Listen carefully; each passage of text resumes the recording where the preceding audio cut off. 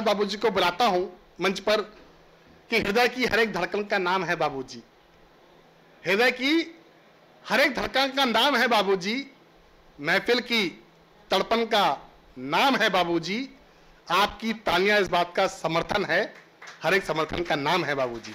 वो तो अब हमारे बीच में नहीं है, पर उनको याद करना, किसी को जाने के बाद भी याद करना, ये बड़ी बात होती है। ये उनके व्यक्तित्व की परिचायक होती है।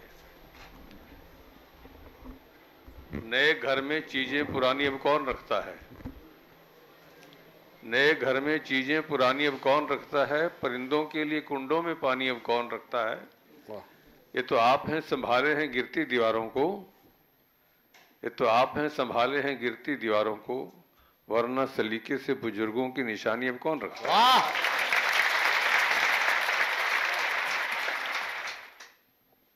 उनको, उनकी कविताओं, उनके गीतों, उनके व्यक्तित्व को आज हम सब लोग याद कर रहे हैं। ये किसी के जीवन की, किसी के जीने की सार्थकता का परिचायक है। उनकी दौलत रह जाएगी महलों और चौबारों तक, उनकी दौलत रह जाएगी महलों और चौबारों तक, तुम्हारे अक्षर राज करेंगे सूरज चांद सितारों तक।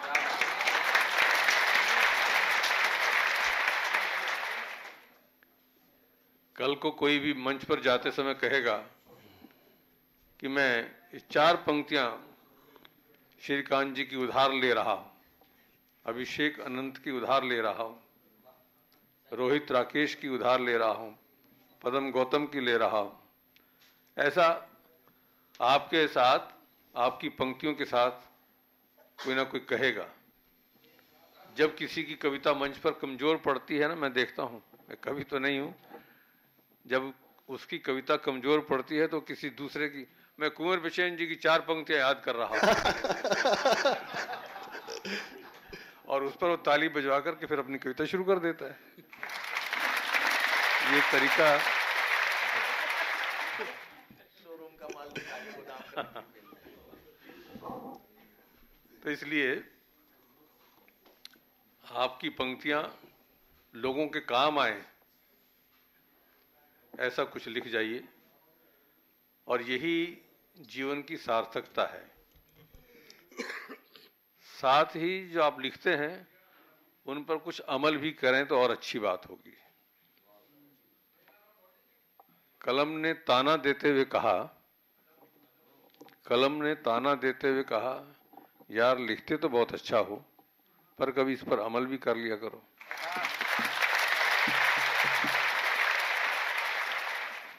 तो लोग मंच पर क्या चीज चलेगी उसके अनुसार लिखते हैं, तालियां कितनी मिलेंगी, लिफाफा कितना मिलेगा, लेकिन उस पर मुझे अमल भी करना चाहिए, ये हमारे सोचने में बहुत कम रहता है।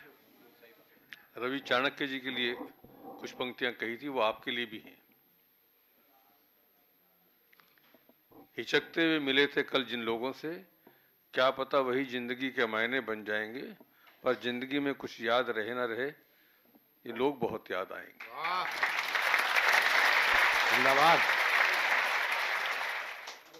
आप जब कवि संगम से जुड़े होंगे तो आपको लगता होगा कि लोग कैसे हैं, ये रोहित कैसे हैं, श्रीकांत कैसे हैं, पदम कैसे हैं, पर जुड़ने के बाद आपको लग रहा होगा कि हम जहां जुड़े हैं साहित्य के क्षेत्र में, इससे बड़ा काम कोई नहीं कर रहा होगा।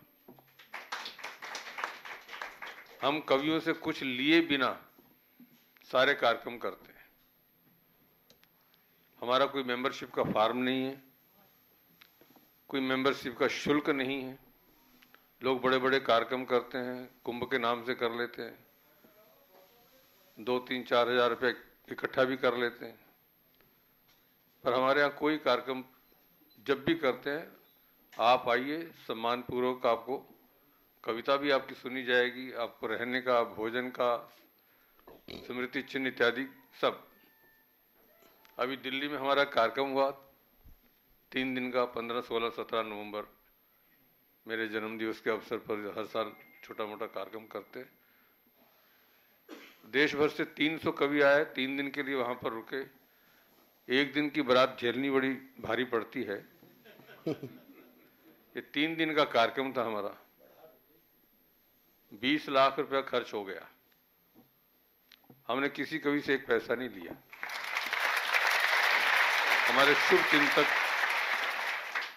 अपने आप ही, कोई आ रहा था कार्यक्रम पर, आ रहा था कोई, ये लीजिए, ये लीजिए, ये लीजिए। मैंने कोषाध्यक्ष से पूछा कुछ कम तो नहीं रह गया? कहने नहीं, हो जाएगा, हो जाएगा। तो हमारा तो कवियों को देने का ही है, विचार देना, सम्मान देना, और भी जो कुछ दे सकते हैं वो देना। इसलिए आप ये जो टैगलाइन सामने लिखी है, राष्ट्र जागरण धर्म हमारा, हमेशा इसको ध्यान रखिए। राष्ट्र को जगाने के लिए आप कुछ लिखिए। आप श्रृंगार लिखें, हास्य लिखें, व्यंग लिखें, ओज लिखें, पर उसमें ये भाव अवश्य हो कि मेरा उद्देश्य क्या है लिखने का। उद्देश्य हमारा राष्ट्र प्रथम होगा, समाज की एकता प्रथम होगा, टूटते बिखरते परिवार जो होंगे उनको इकट्ठा करने का भाव होगा। ऐसी बातों को लेकर के हम अपनी कविताओं का लेखन करें, प्रस्तुत करें, ये आवश्यक है। नहीं तो आप कुछ भी लिखते रहिए, कुछ भी पढ़ते रहिए, वो राष्ट्रीय कवि संगम के काम की चीज नहीं है, देश के काम की चीज नहीं है। आपका कवि होना तभी सार्थक है आप जब इन राष्ट्रीय समस्याओं का समाधान देकर जाने वाली कविताएं लिखें। 4 पंक्तियां लिख लेते हैं तो हम अपनी कॉलर ऊंची करके बोलते हैं मैंने 4 पंक्तियां लिखी हैं, मैंने लिखा है। मैंने तो आज तक कुछ नहीं लिखा। ये तो कोई अदृश्य शक्ति है, माँ है, जो आपसे लिखवा रही है। बहुत सुंदर। लिखने का भी अहंकार नहीं चाहिए।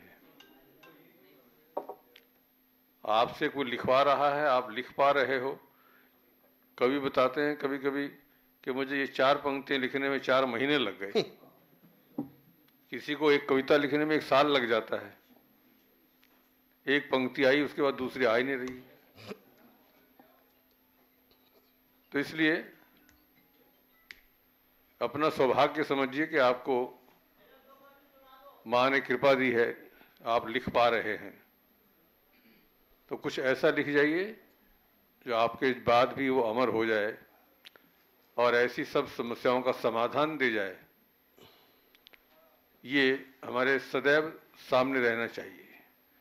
Country first, after everything afterwards.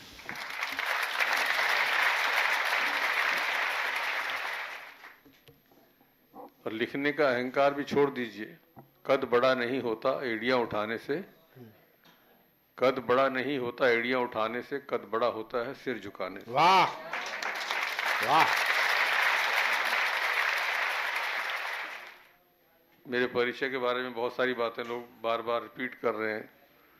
मैं अपना परिचय संक्षेप में ये दिया करता हूं कि मेरी कोई इंडस्ट्री नहीं, कोई बिजनेस नहीं, कोई नौकरी नहीं, कोई शादी नहीं, कोई बैंक अकाउंट नहीं, कोई LIC नहीं, मेडिक्लेम नहीं, प्रॉपर्टी नहीं। मैं अहंकार करता था मेरे पास मेरा अपना शरीर तो है। मैंने ये भी मेडिकल कॉलेज अग्रोहा, जिसका मैं जनरल सेक्रेटरी रहा, उसको डोनेट कर दिया। क्या बात है। अब मेरे पास अपना कुछ भी नहीं है, और कुछ है तो इतना भरा पूरा परिवार है जिस पर मैं गर्व करता हूं। क्या बात। मैं शादी कर लेता तो क्या हो जाता, मेरे भी 2-3 बच्चे हो जाते। अब बिना शादी के ये ऋषभ, रोहित, निशु, कितने लोग यहाँ बैठे हैं, नवनीत भी है, ये अनंत, अभिषेक, और हमारी बेटियां हैं यश कीर्ति। इतना भरा पूरा परिवार बिना शादी के मिल जाए तो क्या चाहिए। क्या बात है।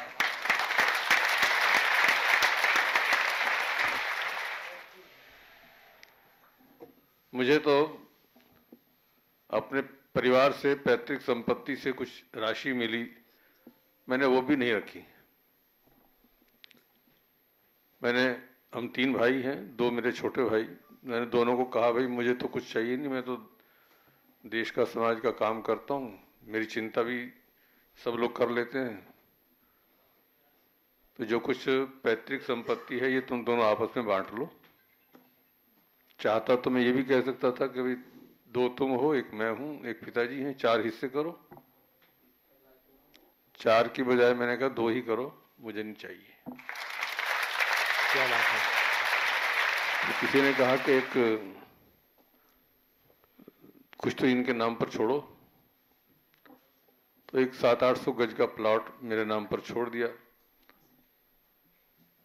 95% की प्रॉपर्टी उन दोनों के पास, और 5% में भी शायद कम होगा वो मेरे नाम पर, और वो भी ऐसी जगह जहाँ पर कोई पॉपुलेशन नहीं, शहर से 5 किलोमीटर दूर जंगल में एक प्लॉट पड़ा था। मैंने कभी उसको देखा नहीं। अभी 10 महीने पहले किसी का फोन आया कि वो आपका एक प्लॉट पड़ा है, मुझे खरीदना है। मैंने कहा भाई मुझे तो पता नहीं। कि नहीं वो आपका ही है, मैंने पता करवा लिया है।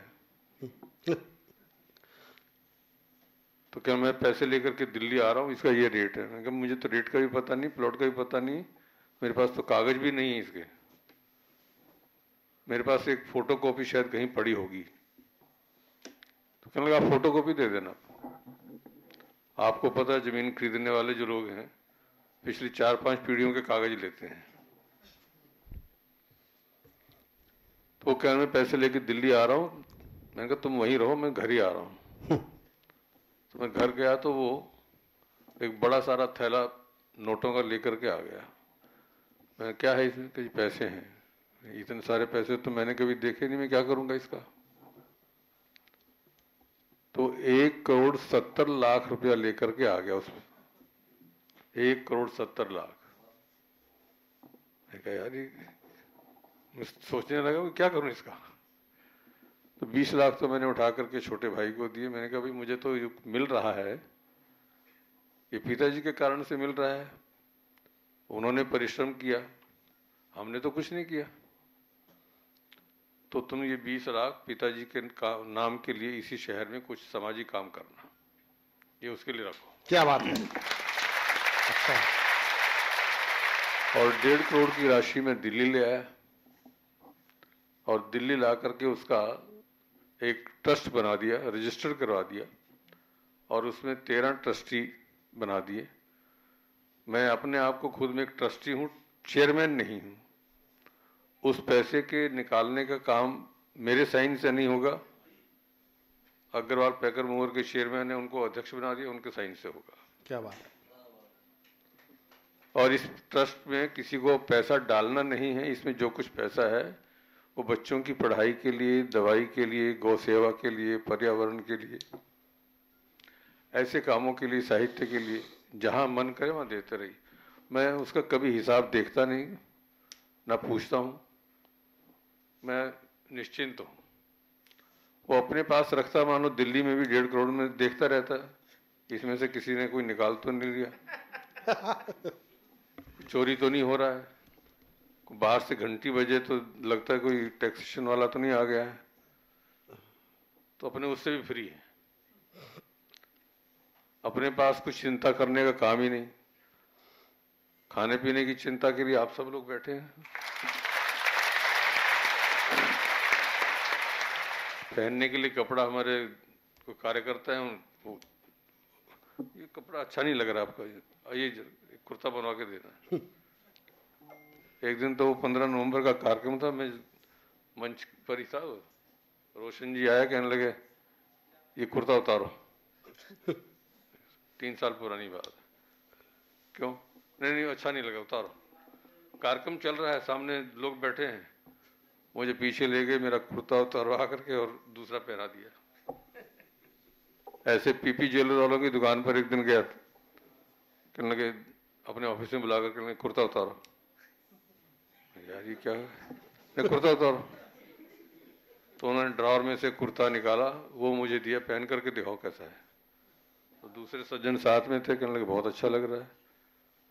तो ठीक है, इसको जेब में डालो और ये पहन के जाओ।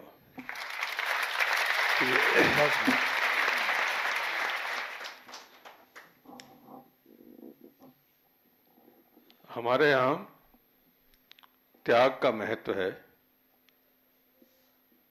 संग्रह का नहीं है। बहुत अच्छी बात।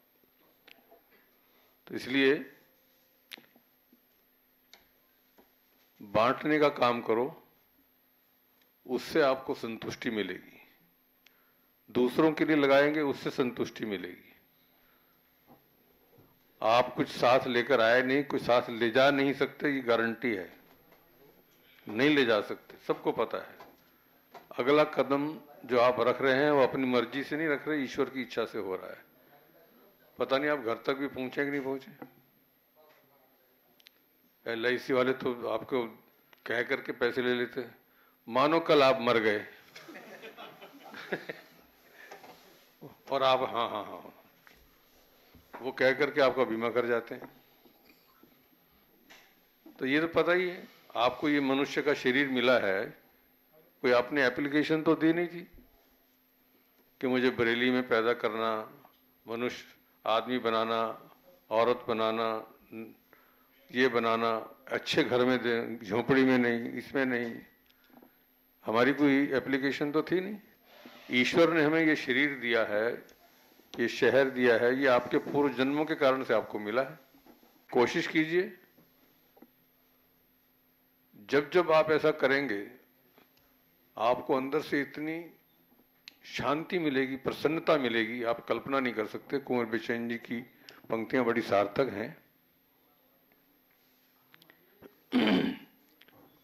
गमों की आंच पर आंसू उबाल कर देखो, गमों की आंच पर आंसू उबाल कर देखो, बनेंगे रंग किसी पर डाल कर देखो, तुम्हारे दिल की चुभन भी जरूर कम होगी, किसी के पांव से कांटा निकाल कर। सुंदर।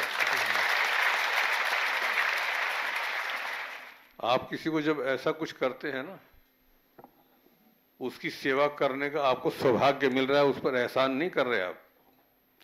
ईश्वर ने आपको वो समर्थ बनाया है कि आप कुछ कर पा रहे हैं। तो आप सोचिए कि मेरे हाथ से कुछ अच्छा काम हो रहा है।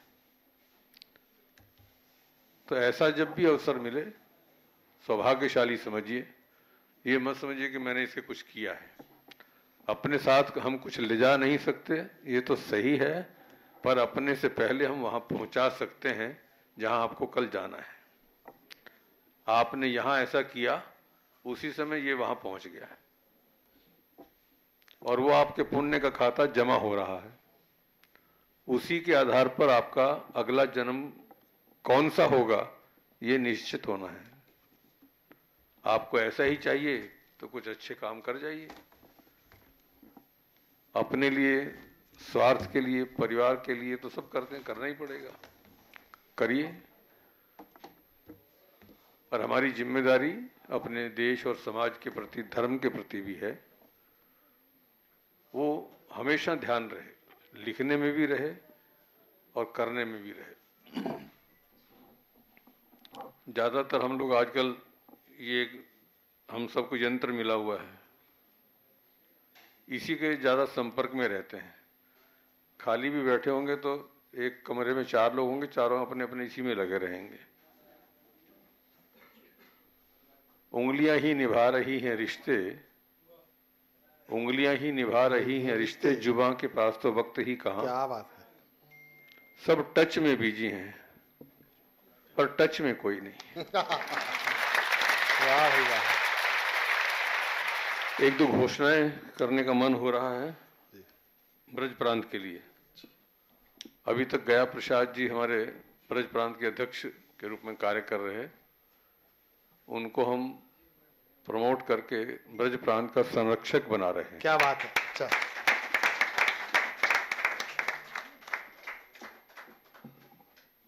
आज उनकी बेटी का कोई एग्जाम था, दिल्ली गए हुए हैं, इस कारण से वो उपस्थित नहीं है। उनकी जगह पर अभी जिनका संबोधन आपने काव्य पाठ के रूप में भी सुना, सचिन दीक्षित, अब ये आपके ब्रज प्रांत के अध्यक्ष रहेंगे।